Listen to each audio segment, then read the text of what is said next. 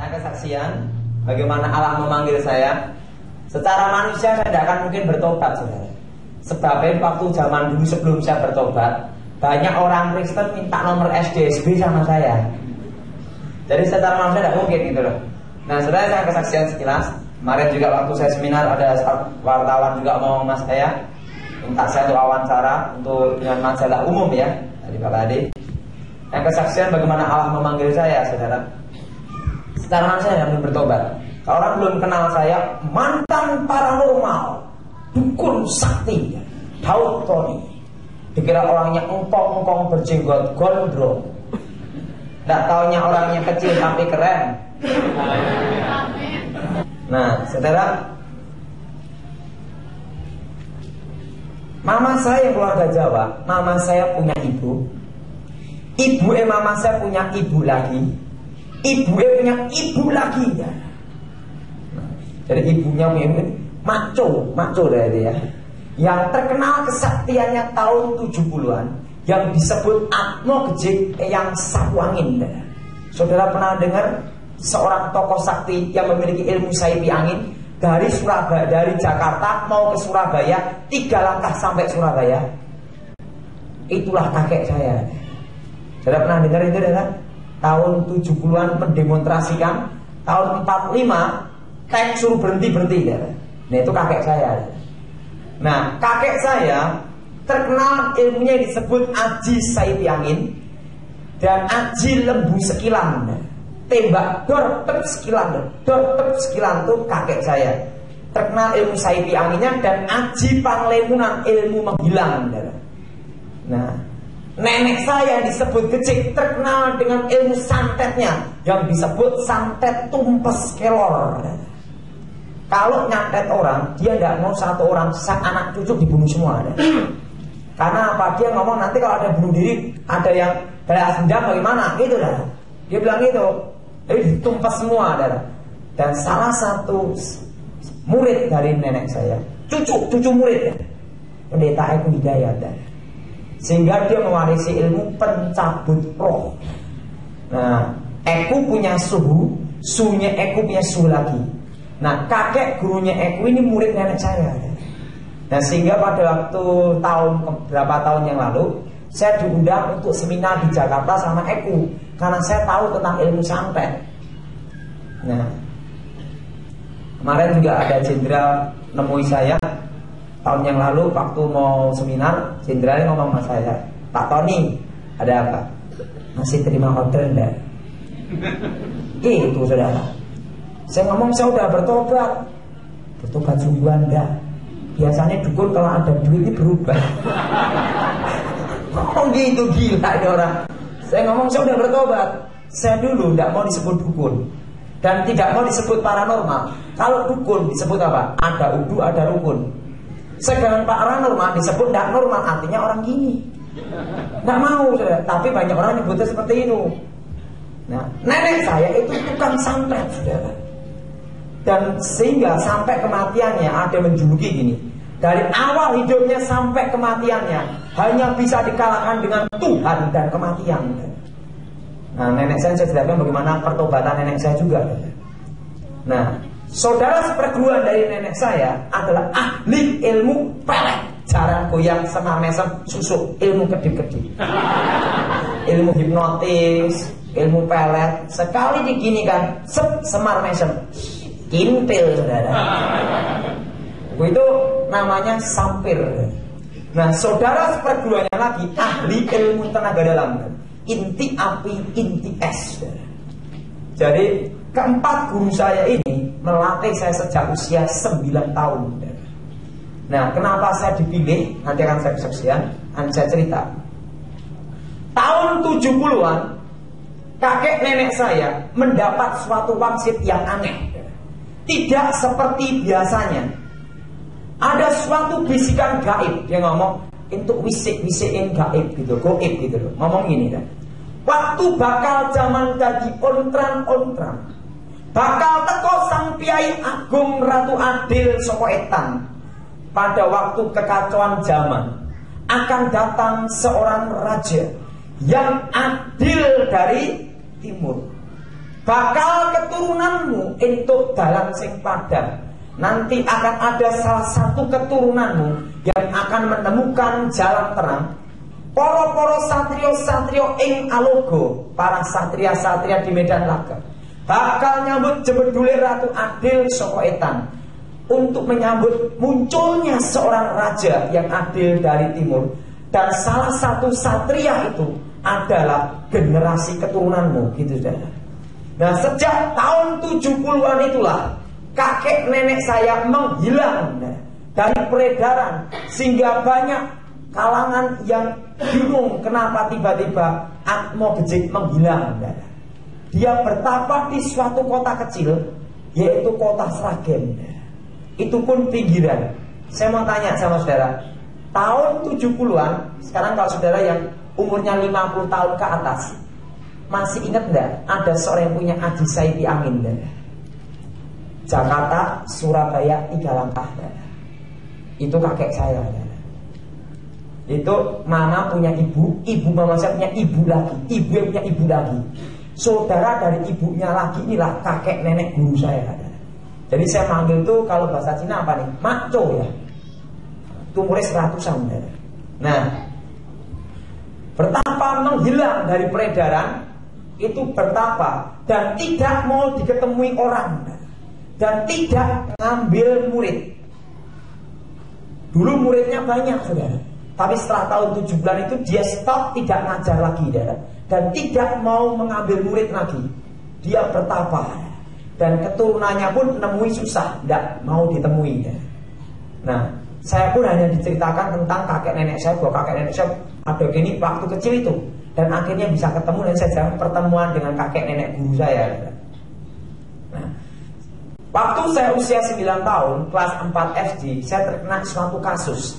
Dianiaya seorang guru matematika, ditendang mengenai tulang ekor, tulang punggung, langsung pingsan. Umur segini aja besarnya segini, apalagi umur 9 tahun. Kecil mungil cekunting. Ditendang pas tulang ekor, langsung pingsan. Dokter ngomong demikian, kalau anak ini nanti sembuh akan mengalami kelumpuhan total, mata bisa buta karena tulang ekornya pas, dan bisa menimbulkan efek buta, dan bisa juga mati ya. Orang tua mana yang tidak bingung melihat anaknya kalau tidak mati lumpuh, betul tidak? Tiba-tiba mama saya ngomong gini, Pi, masih ingat tidak bahwa kita ini masih keturunannya kecil? Kita kan masih punya kakek nenek buyut, tadi mama saya punya buyut ya, yang terkenal kesaktiannya tahun 70-an. Karena nenek saya itu terkenal pernah kungkum bertapa di sungai 1,5 tahun. Bertapa di hutan, di sungai 1,5 tahun kungkum di air itu, saudara. Nah, yang terkenal ilmunya yang bisa menghilang, suka nyembuhin orang. Bagaimana kalau kita minta tombol untuk minta suhu supaya dia sembuh, gitu loh. Akhirnya rapat keluarga, diambil keputusan, siapa tahu kita ke tempat kakek nenek buyut kita, mau anak ini disembuhkan. Langsung datang ke tempat kakek nenek saya bertapa. Waktu itu ada pembantunya setia ngomong gini, jangan ganggu Simbah, Simbah baru bertapa. Tapi karena diberitahu ini keturunannya sendiri, ini hidup dan mati, gitu. Akhirnya pembantunya mengizinkan di mana tempat kakek nenek saya bertapa, diberitahu silahkan masuk. Masuk kakek saya tanya gini, sopo kowe itu? Aku ini anaknya Rasiem, dan nenek saya namanya Rasiem ya. Oh, berarti kamu masih keturunan saya. Jadi mama saya ngomong, oh kamu masih keturunannya saya. Kakek saya bilang gitu. Tahu kenapa sakitnya ini, langsung ditanya, hari kelahiran anak itu siapa? Apa hari kelahirannya? Setupain, weton tertinggi weton Jawa, weton Kramat kan saudara. Nah, siapa nama anak itu? Tony, harus diganti jadi Tukiman. Ini yang paling parah. Untung gak bejo. Ditanya yang ketiga, berapa bersaudara? 5 laki semua, pendawa 5. Kebetulan kakek nenek saya susah untuk mati sebelum ada yang orang meneruskan ilmunya. Karena ilmu itu ada 3 tingkatan. Tingkat kanuragan, kamulyan sejati, dan tingkat kasampurnan. Nah kakek saya sudah sampai tingkat kasampurnan, sudah tingkat tertinggi. Nah dia ngomong, aku mau nyembuhin anak itu. Karena dari berapa generasi tidak ada yang hari kiranya setupai cucunya laki-laki. Karena kalau orang melajari ilmu itu hari wetonnya setu legi rebu paing, bukan setupai weton keramat itu dah. Itu bisa gila edan dah. Nah kebetulan saya satu-satunya cucunya laki, cucu buyutnya dah. Aku mau nyembuhin anak itu, tapi ada satu persyaratan yang harus dipenuhi. Dia harus menjadi pewaris olah kanuragan Jayan Kawijaya. Kalau mau tak sembuhin, kalau tidak mau silahkan pergi. Nah karena itu saudara, oke lah katanya mama saya. Langsung kakek nenek saya datang ke rumah sakit, langsung gini kan, weng cuh, vitamin komplit diduani darah, blok sembuh darah, betul sembuh darah. Tapi ingat, sebenarnya setan tidak bisa nyembuhin. 5 atau 10 tahun lagi akan kumat lagi. Kenapa? Setelah berapa tahun sini saya juga kumat lagi. Setelah saya percaya Tuhan, sembuh total. Itu hanya pemindahan aja. Nanti dalam buku saya tak jelaskan. Bukunya Rahasia Kesembuhan Ilahi. Buktinya apa? Orang non-Kristen kalau sakit pergi kemana? Ke dukun. Dukun sakit pergi kemana? Ke dokter. Benar kan? Itu tak jelaskan rahasianya di buku saya itu. Orang pergi ke dukun itu 2 blok setengah mati. Keblok. Nah, kenapa? Kan saya tahu rahasianya semua ada. Nah, gini, itu loh dukun yang membuat kaya. Kenapa dukun sendiri rumahnya ngontrak, betul enggak? Kok dia enggak minta sendiri, betul enggak? Karena ada kutukan demi kutukan. Dia tahu kutukannya, pasiennya dikasih maksa biar kena kutukannya, dia dapat angpaunya. Itu dah. Kalau mau jujur. Loh, kenapa Pak Tony jujur? Udah bertobat, enggak praktek lagi. Jadi saya beritahu, nah, itu loh dukun yang membuat laris toko, betul enggak? Kenapa dia sendiri tidak buka toko, betul enggak? Karena dia tahu kutukannya. Resikonya minta itu berat, saudara. Nah, kalau mau jujur, saya jujur, tahu persis, saudara. Orang mau nipu kemana, perdukunan sulap apapun saya tahu, saudara. Karena apa? Mainannya sejak usia 9 tahun. Nah setelah itu adalah karena saya dianiaya, saya disembuhkan kakek saya. Walaupun setelah itu 5-10 tahun kumat lagi, saya diajar. Sejak usia 9 tahun karena dendam itu saudara ya. Saya dulu itu sampai urusan ke pengadilan itu saudara. Saya singkat aja dah ya. Saya diajar. Pertama diajar ilmu aji tapak banyu. Ilmu berjalan di atas air. Gara-gara punya ilmu itu sampai sekarang tidak bisa renang. Wah. Kedua, dikasih aji setan kober untuk nyantet bunuh orang. Saya tuh punya guru yang aneh-aneh dah. Kakek saya ilmu putih, nenek saya ilmu hitam. Tapi sama-sama dua-duanya dari setan. Baru saya tuh tahu rahasianya itu setelah mempelajari ya. Karena apa? Saya tahu rahasianya semuanya adalah. Nah, kalau kakek saya ngomong, Ton, jangan membunuh. Nenek saya ngomong, bunuhlah orang setiap hari. Bingung dah. Kalau kakek saya ngomong, jangan pakai ilmu hipnotis atau ilmu untuk melet orang lawan jenis. Tapi nenek saya ngomong, peletlah orang sebanyak-banyaknya untuk memperkuat ilmu pelet. Bayangin dah. Dari saya itu punya guru yang berbeda, pendapatnya beda-beda. Untung aku udah gila waktu itu dah. Hari ini diajarnya, hari ini diajar Pak, siang ini, malam diajar gini. Jadi siang diajar kakeknya, malam diajar nenek. Siang diajar kebaikan, malam diajar kejahatan. Bayangin dah. Diajar terus sama kakek saya, dicekoi terus ya. Nah, saya diajar. Dan sejak SD saya itu tidak pernah belajar, tapi ranking kelas, hebat nggak? Caranya bagaimana? Ngambil pikirannya guru-guru SD. Jawaban langsung di sini deh. Gara-gara suka ngambil pikiran orang, sampai sekarang tidak bisa perkalian.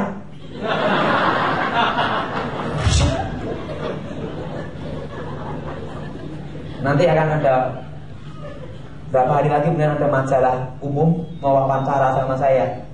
Bukan sekarang tapi kemarin satu seminar dimintai. Saya pernah ya diwawancarai majalah umum. Terus saya diganti ya. Bertobat. Ketemu itu, saya dimati dulu. Pernah dengar saudara? Tahun 86, 87 ya. Saat ini saudara ketemu orangnya sendiri ya. Kenapa saya tidak percaya Yesus? Banyak orang Kristen minta nomor sama saya. Dan kedua, salah satu organisasi gereja, ada berapa batuannya ya? Kalau mau khotbah pinjem jimat sama saya dulu supaya khotbahnya mantap. Nah untuk apa saya percaya Yesus? Saya diinjili orang Yesus gondrong gitu. Nggak percaya. Karena apa? Saya sejak kecil nggak punya agama. Kristen enggak, Islam enggak, Buddha enggak. Pokoknya Pancasila. Dan saya hanya menyembah Sang Yang Murbeng Dumadi, kebatinan. Nah, saudara, sejak kecil saya belajar. Nah, saya dulu dibekali jimat sedikit ya. Saya dibekali jimat dulu sebelum bertobat hanya 100 tok. Jadi keris tombak pedang dan pusaka kebal itu besi kuning, merah delima, lulang kebulando, kitab Istanbul, kul buntet, gadar besi ya. Anti tembak, anti bacok, anti cukur. Dulu saya gondrong. Dan tanpa seizin saya tidak ada seorang pun yang bisa motong rambut saya. Kalau saya ngomong silahkan dipotong, baru bisa kepotong. Tanya sama Gilbert. Gilbert tahu persis hidup saya. Yang membuat kata pengantar dalam buku saya Dunia Roh itu pendeta Gilbert sendiri. Karena apa? Dia saksi mata. Nah, karena apa? Gilbert pernah kesaksian toh, di Jawa Tengah dia disantet orang. Yang nyantet saya. Si gendut itu disantet alot, tapi tahu nggak mempan, malah saya bertobat.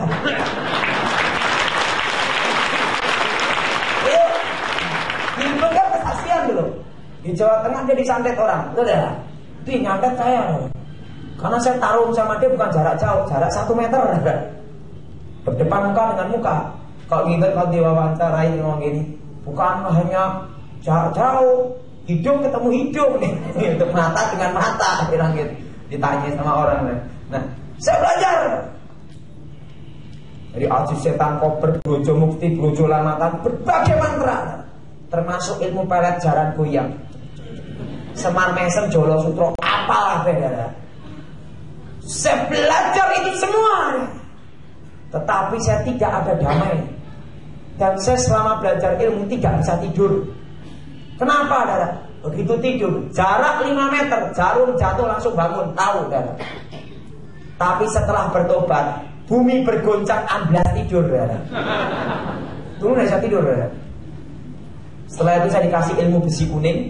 Jadi tubuh saya itu lain dengan tubuh saudara. Nanti tadi Pak Pendeta lihat tadi ya. Jadi saya ini gini, Dara. Ini kulit, ini besi kuningan, ini daging, seluruh tubuh. Nanti Pak Lukito nanti tak kasih lihat contohnya nanti ya. Kulit saudara sama saya beda. Saya dulu ditembak dor, gini tembak dor, gini tak saudara. Karena seluruh tubuh lapisan besi kuningan ya. Seperti robot kok. Diisi sama kakek nenek saya semua ada. Diisi entah berapa batang enggak tahu ya. Sini. Ini sodo pamungkas, sodo panungklik, apal mas ya saudara. Pusaka itu dimasukkan dalam tubuh saudara. Nah, saudara lulus SD, saya dikasih ilmu lagi. Namanya Aji Sirep Begonondo. Kalau sekali sirep satu kampung bisa tidur semua. Tak coba di kelas saudara. Sing tak sirep guru saya SMP dulu. Yang mau bolos, serapal mata jebret gitu, langsung guru SMP-nya gini. Blek bolos. Pada waktu diwawancarain wartawan yang di televisi, saudara pernah lihat Solusi enggak? Itu ada saya sama Pendeta Eko Hidayat kan. Nah itu ada wawancara dengan guru saya SMP Guru saya SMP ngomong apa? Ini murid paling geblak. Kenapa? Gurunya sendiri dihipnotis sampai tidur. Gitu kan. Wah, karena punya ilmu itu. Kalau masalah ilmu menghilang setiap hari ya. Nah, waktu kelas 2 SMP, kakek saya manggil saya, tonton isinya dulu. Kamu sudah mempelajari berbagai mantra dan berbagai ilmu. Kamu sudah menyempurnakan ilmu keturunan. Seluruh ilmu sudah kamu serap semua dan sudah aku berikan. Tinggal satu ilmu, yaitu ilmu pamungkas, Aji Guntur Geni ya. Nah, kamu tak kasih ilmu ini. Dan ini, kalau ilmu ini diberikan, yang mewarisi ilmu itu, yang punya ilmu itu harus diturunkan. Yang menurunkan harus mati ya. Kakek saya ngomong, karena saya akan pergi jauh alias mati, kira-kira jam 2:15 atau jam setengah 3. Aku merusak dulu nara. Aku tahu apa yang akan terjadi. Sebelum aku mati toh, tak beritahu. Titiwan cimu bakal teko. Waktumu akan tiba. Umur 18 tahun, umur 18 tahun, kamu akan melihat suatu nur cahyo. Dan umur 19 tahun, kamu ketemu sang Ratu Adil Soko Etan, raja yang adil dari timur. Saatnya di Indonesia baru heboh tentang Ratu Adil, benar? Seorang yang raja, ratu sama raja itu hampir sama bahasa Jawa ya. Nanti ini kamu akan menemukan ini.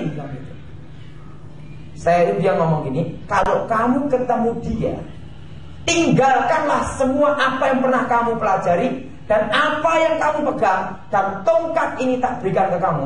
Tapi kalau kamu ketemu dia, tinggalkan semuanya. Apa yang pernah kamu pegang dan kamu pelajari ya.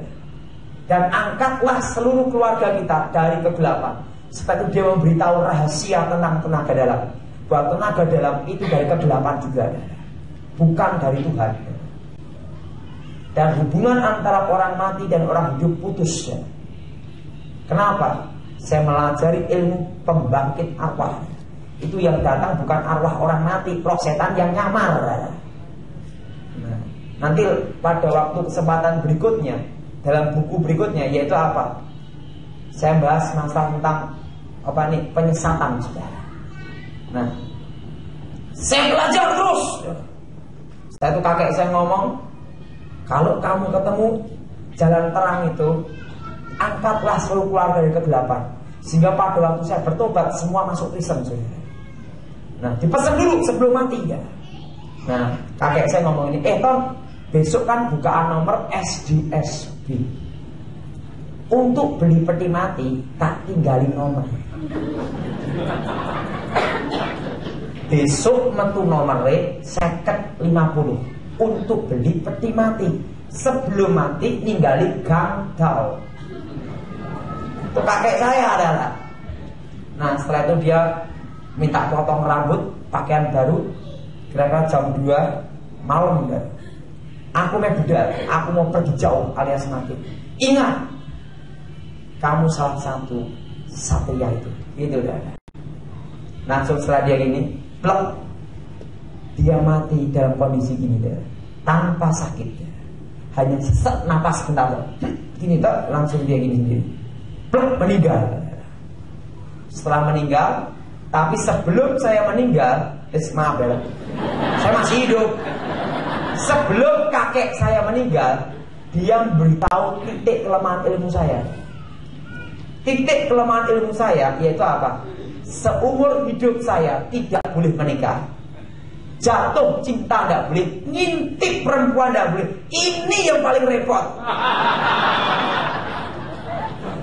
Dan lagi diberitahu juga, yang bisa membunuh saya hanya bila 3 galeh dijadikan satu. Galeh asem, galeh kelor, galeh jati. Hatinya pohon asem, hatinya pohon jati, hatinya pohon kelor. Kalau 3 galeh ini digabungkan jadi satu, dan pada hari kelahiran kamu digebuk, kamu kalah lumpuh ilmumu. Nah, saya diberitahu itu. Tetapi untuk cari galeh kelor itu susah, karena harus pohon yang ratusan tahun baru ada hatinya pohon itu saudara. Dan itu digabungkan 3 galih ini, saudara. Nah, saudara, kakek saya meninggal dan kata-kata itu teringat dalam pikiran saya. Kelas 3 SMP, saya bersumpah waktu itu, saudara. Siapa yang bisa mengalahkan ilmu saya berguru sama dia. Saya cari lawan tanding. Katanya ada dukun ampuh gitu. Baru tak tunjukin aji panglemunan ilmu menghilang. Dukunnya bingung, ngilang neng dia naik. Nah, dan saudara, sebelum saya bertobat, saya dimintai pabrik rokok di Indonesia. Salah satu pabrik rokok di Indonesia adalah pasien saya. Nah, tapi tidak tak sebutkan. Ini ada kode etik. Ada kode etik perdukunan, tapi setelah bertobat sebenarnya tidak berlaku, tapi ada etika. Etika Kristen juga tidak boleh ya. Dulu kan sebelum bertobat ya. Nah, saya dipintai ya. Dan saya dulu sebelum bertobat, order saya tidak pernah bunuh orang, tapi hanya buat bangkrut orang. Tapi itu sesuai order. Tapi tetap dosa. Dan pengusaha di Jakarta ini pernah tak buat bangkrut berapa kali kita order untuk menghancurkan lawan bisnis. Nah, saudara, dan saudara, sebelum saya bertobat dulu, saya tuh suka adu ayam. Adu ayam tuh saya belum pernah kalah. Tak beritahu caranya, tapi jangan ikut-ikut. Beli ayam pedotan pernah kalah itu loh. Sekali taruh digebuk kan lari itu loh, karena pernah kalah ya. Waktu sekali 1.000 jadi 5.000. Kedua kali ayam saya kabur, 1.000 jadi 10.000. Dinaikkan terus ya. Waktu yang ketiga, langsung saya rapal mantra ilmu Rogo Sukmo. Dari saya umur 11 tahun, saya sudah sempurna ilmu Rogo Sukmonya ya. Rohnya keluar dari tubuh. Saya langsung masuk ke ayam. Jebret, ayam saya tetap mulus. Karena yang di dalam ayam adalah saya sendiri. Langsung tak pukul pakai tenaga dalam. Keok, cuan. Jadi terus terang, saya adu ayam belum pernah kalah. Tak beritahu caranya, jangan ikut-ikut. Itu orang yang belum bertobat suka adu ayam. Nah, waktu itu saya bersumpah, tak tantangi orang-orang itu. Itu lampu gini tak ngomongnya, semua lampu mati, mati semua. Dukunnya malah ngomong apa? Tak berguru aja sama kamu, gitu ya. Nah, akhirnya karena saya buat heboh itu, ada seorang pemuka agama, bukan orang Kristen, dia datang. Kamu ini siapa sebenarnya? Kamu itu anak ingusan gitu, dia ngomong itu. Tapi kamu ini punya ilmu tingkat tinggi, dan setahu saya yang punya ilmu ini hanya kecil. Kamu ini siapa sebenarnya? Saya ngomong, saya keturunannya kecil, saya pewaris ilmunya. Pemuka agama itu ngomong apa? Kalau gitu, kecil kan tidak mau ngambil murid lagi, sudah mati. Atmonya udah mati, kecilnya pun masih, waktu itu masih hidup, tidak mau ngambil murid lagi. Kalau gitu, aku tak belajar sama kamu aja. Gila, malah dia belajar sama saya, jadi murid saya. Nah, kelas 1, kelas 2 SMA. Nah, mendekati usia 18 tahun. Dan tepat usia 18 tahun, saya diajak kakak saya. Ton, yuk neng gereja yuk Ton, yuk. Cewek sip. Nah, kakak saya itu belum bertobat. Peletkan satu orang aja. Saya ngomong kakak saya, tidak bisa. Saya punya pantangan ilmu perempuan. Ton, kamu sama pasien kamu oke. Masuk sama kakakmu tidak mau. Betul tidak? Setelah itu dia ngomong gini Ton, tahu ada apa? Yuk makan sate kambing dulu. Makan sate kambing. Begitu saya makan sate kambing, diajak jalan-jalan di Solo. Lahir di Solo, besar di Sragen. Di Sragen itu saya bertapa ya, sama sekolah. Dijajah ke Solo, kan dari pertapaan katanya biar lihat-lihat kota. Jalan-jalan di kota Solo, nyasar suatu ruangan. ruang doa puasanya pendeta. Diajak kakak saya, wah aku punya kenalan gitu dah. Nah kenalannya waktu itu ada doa puasa. Pendeta sembahyang, pendeta Stefanus sama pendeta Deborah Dewi. Saya kan tidak tahu. Begitu saya masuk, dipegang kepala saya, dalam nama Yesus setan keluar gitu lah. Saya kaget lah. Saya ngomong gini, sopo setan nih. Karena saya punya prinsip, saya orang baik. Saya punya ilmu santet, tidak pernah bunuh orang. Prinsip saya dulu gitu dah. Hanya buat bangkrut, itu pun sesuai order gitu. Jadi saya ngomong, saya orang baik gitu dah. Saya selama punya ilmu belum pernah mukul orang loh. Nyubit orang belum pernah, misu-misu orang, kata-kata kotor tidak pernah. Karena saya berprinsip saya orang baik gitu. Diinjili, kalau percaya Yesus, kamu jadi orang baik. Dari dulu saya udah baik, saya bilang gitu. Weh, ditangkep dalam Yesus itu. Kasih minyak saboto, kupek-kupek ya. Marah ya. Gila, pendeta edan ya. Karena ada air bekas baptisan udah, dikasih ember digebyur dah. Bahasa aku yuk, saya ngomong apa? Pendeta edan, saya gitu. Yesus ngomong gitu. Apa Yesus kondrong banget ya. Diinjili Allah, diupek-upek kepala saya digebyur air dah. Saya marah-marah begitu. Saya ngomong, oh pendeta keblek gitu. Saya pulang. Kakak itu berapa hari kemudian datang. Waktu itu saya kan setiap hari rapal mantra. Kenapa? Dia belum dapat cewek. Kan dia udah setor sate kambing dulu sama saya. Nah kakak saya ngomong, Tom, ada kakek ini gilbet lumayan dong. Cewek ini sip-sip gitu ya. Saya ngomong, apa gilbet cewek ini sip-sip. Saya tidak mau waktu itu sebenarnya adalah, tapi kakak saya ngomong, kamu kan udah makan sate kambingku. Nah, gara-gara sate kambing ini, saya ikut kakak Eric Gilbert duduk di paling ujung paling belakang. Gilbert khotbah, orang Kristen tidak bisa disantet, orang Kristen tidak bisa diguna-gunai, orang Kristen tidak bisa dimantrai. Dari belakang saya ngomong ini pendeta gendut montok yang nantang saya. Di belakang nih. Serapal mantra, aji setan kober, supaya dia pingsan di mimbar, muntah darah, jemaatnya bubar. Serapal aji setan kober, ngomong, tak pukul gini. Gilbert ngomong gini, saudara diberkati, haleluya, ilmu saya kabur. Langsung dalam hati saya ngomong gini, gila nih si gendut montok punya mantra aneh, haleluya. Apa saya tidak salah dengar? Saya tahu ada ilmu halilintar, ini lain, haleluya. Wah, tak rapal mantra hasko blojo, gitu dah. Gilbert ngomong ini, saudara diberkati, haleluya, ilmu saya kabur. Gila nih si gendut montok. Wah, dia ngomong lagi, saudara yang punya jimat-jimat yang kedukun-dukun, maju ke depan, artako. Saya kan bingung apa arti artako. Ya maju aja. Maju dah. Gua gak takut, gitu lah. Dateng dah dong. Tak lototin Gilbert matanya.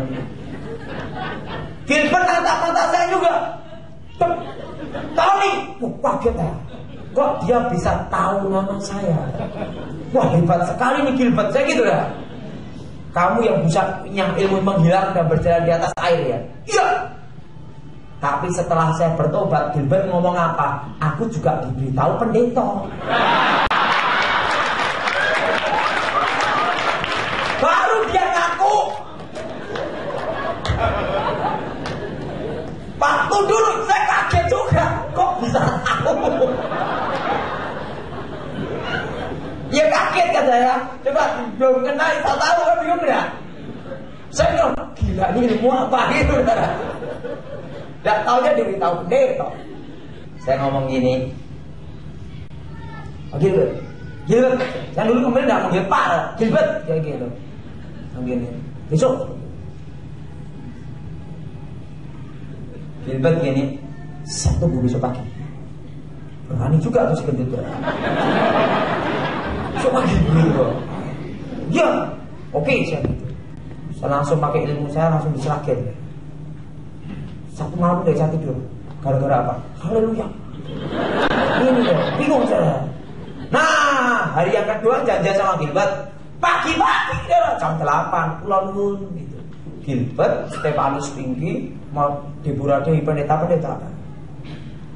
Gini terus. Sikir roba. Aku tuh bingung. Belum pernah ada mantra raba-raba. Setelah saya bertobat baru tahu itu bahasa roh. Saya tuh bingung apa sing diraba. Wah, saya tuh yang ngomong kayak gini. Oke, ya. Muka dengan muka. Gitu ya. Jarak 1 meter loh. Nah, bukan jarak jauh, 1 meter. Dari pagi jam 8 sampai jam 12 siang. Setiap pukulan yang tak pukulkan itu balik mengenai saya. Mak, blak gitu dah ya. Tubuh saya ya. Sampai jam berapa nih ya? Jam berapa nih? Waktu pukulan itu balik mengenai saya. Anehnya di dalam tubuh pendeta-pendeta itu jarak sejengkal segini ya. Itu pukulan balik mengenai saya. Blak gitu. Benteng pertahanan saya, besi tembaga itu retak gitu sudah. Keluar debu tembaga di tubuh saya, serbuk tembaga diambil pendeta Stefanus itu. Mau muntah darah, tak terlagi darah. Gengsi dong kalau ketahuan. Bekas hancurnya tembaga itu sampai sekarang masih ada. Ini dulu saya tidak cari tembak ya. Dulu. Lain lagi. Nah, saudara, pagi itu saudara, saya muntah darah, tak terang lagi. Gilbert tunggu dulu, besok diterusin lagi. Gilbert ngomong gini, yuk kita makan dulu. Gitu lah. Waduh, si gendut ini ngajak makan terus saudara. Saya makan aja pas lapar. Itu lapar makan, ngomong-ngomong sama Gilbert, diinjilin sama Gilbert. Saya ngomong, telinga ini saya kontrong, tidak percaya. Ini gini-gini loh, gitu loh. Besok pulang. Janjian besoknya lagi dah. Janjian makin baru 3 hari dah. Dari jam 8 pagi sampai jam 12 siang lagi dah. Ilmu tuh balik mana saya mau muntah, tak tenang lagi. Saya ngomong gini. Waktu jam 12 siang saya ngomong, kalau saya kalah, saya berguru sama situ. Dan kalau saya menang, pendeta-pendeta sama Gilbert berjejer, serapal mantra, ilmu guntur geni, ilmu terakhir, pamungkas. Saya buka mata saya, jas.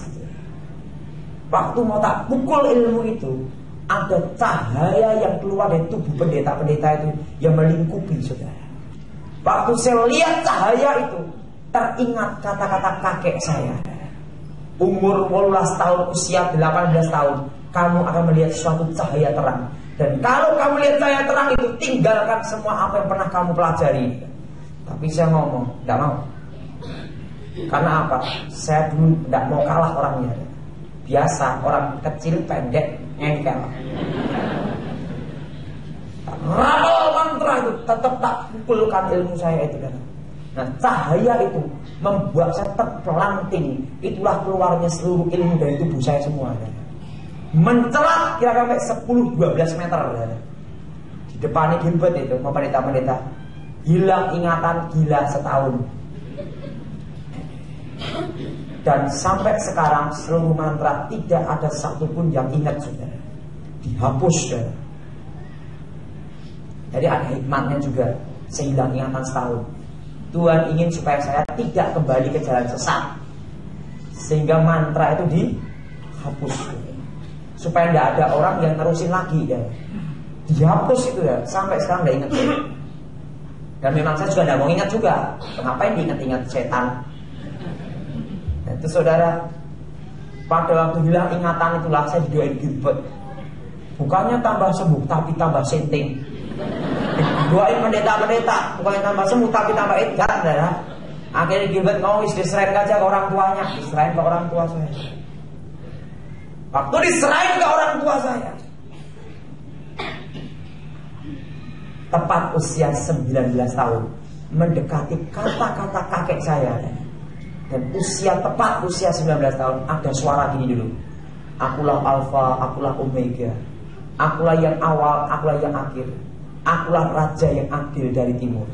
Ingat, Yesus pada waktu dia datang ke dalam dunia ada di mana? Israel, timur tengah kan saudara. Waktu itu pada itu suara itu ada aliran dulu ke sini saudara, yang membuat ingatan saya kembali saudara. Langsung kembali ingatan saya, kaget dulu aku ada di mana. Pakaianku udah berubah dan kulit saya pegang gini dan kok lain dan dua kulit saya ada lapisan kuningannya dan kok tidak ada ini, kok hilang semua. Nah pada waktu saudara, Yesus ngomong gini sama saya, akulah raja yang ada dari timur. Engkau kupanggil untuk menjadi penginjil api dan jadi saksiku. Dan ingatlah, engkau kupanggil bukan untuk jadi gembala sidang pendeta. Gitu dah. Dipesan dulu dah. Jadi saya tidak akan mendirikan gereja dan tidak mendirikan persekutuan, supaya saya tahu panggilan saya. Dipesan secara khusus ya, jadilah engkau penginjil api. Semua mandiri persekutuan itu tak serahkan ke orang lain ya. Saya tidak berani ya. Kenapa? Itu saya dipesan tidak boleh mendirikan gereja. Nah setelah itu dia tumpang tangan saya. Setelah itu wajahnya itu melebihi cahaya matahari ya. Sinarnya sinar pelangi kuning keemas. Saya tidak bisa lihat wajahnya, hanya bisa lihat jubahnya yang berkibar-kibar, kemilauan. Setelah itu hilang. Saya cari Gilbert, saya naik bis ya. Waktu naik bis suruh bayar, bingung saudara. Karena dulu biasa ngilang. Ya langsung saya bayar juga, ada kakek juga suruh bayar. Kakek suruh bayar. Saya ketemu Gilbert ngomong sama saya, kamu jangan kesaksian dulu, jangan beritahu siapa nama kamu, yang sebenarnya kamu muridnya siapa. Yang penting kamu sekolah Alkitab dulu. Jadi selama 3 tahun itu saya rahasia pribadi ya. Bahkan Pak Pendeta Pontas Palbudi pun tidak tahu siapa saya.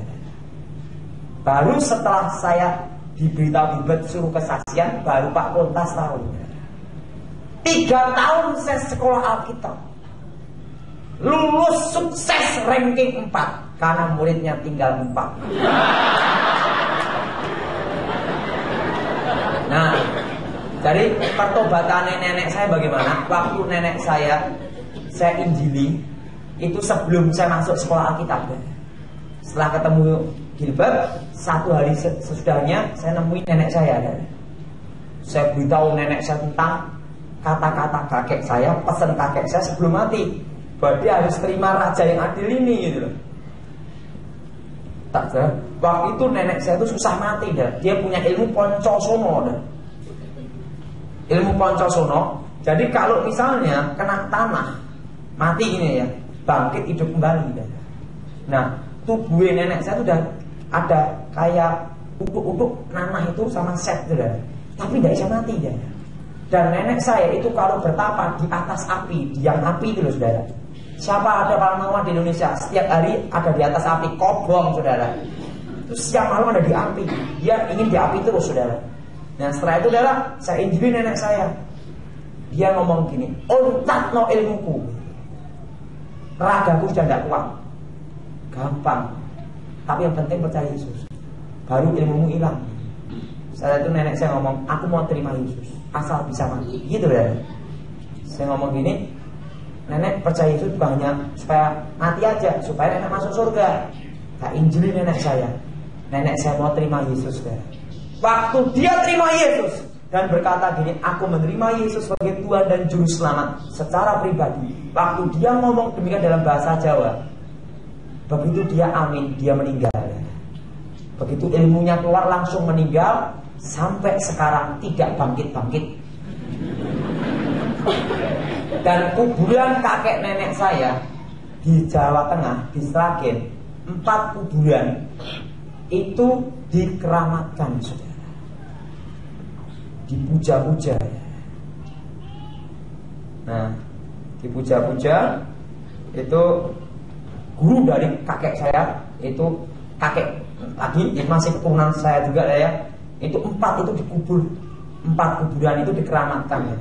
Nah, dan disembah-sembah orang ya. Karena tak pikir-pikir gejik percaya Yesus ya. Kan banyak orang minta-minta ke situ, kuburannya mau tak kasih tanda salib. Supaya kalau orang bertapa gini dah, loh kok tanda salib yang gejik.